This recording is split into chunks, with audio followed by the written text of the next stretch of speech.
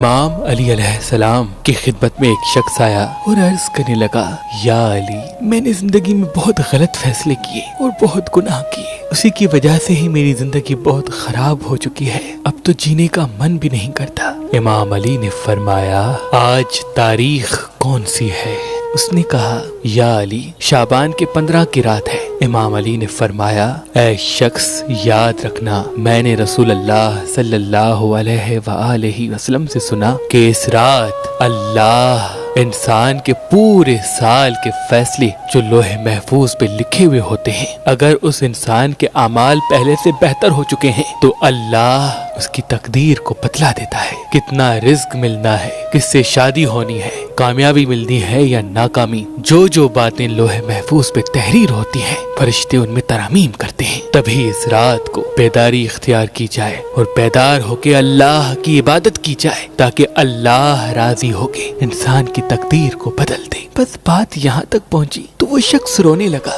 اور رو کے کہنے لگا، یا علی، میں نے گزشتہ زندگی میں سوائے نقصانات کے کچھ نہیں دیکھا، قدم قدم پہ صرف اور صرف غلط فیصلے ہی کیے اور نہ ہی اللہ کی عبادت کی، تو میں کیا کروں؟ امام علی نے کہا، تم آج رات عشاء کے بعد کسی مخلوق سے بات نہ کرو اور 108 مرتبہ سورہ فاتحہ اور 108 مرتبہ سورہ نصر پڑھ کے اپنے خالق سے ہر وہ چیز مانگو جو تم اپنے لیے چاہتے ہو، وہ بھلے تمہارے تقدیر میں ہو یا نہیں، اللہ تمہیں عطا کرے گا، اللہ تمہیں عطا کرے گا۔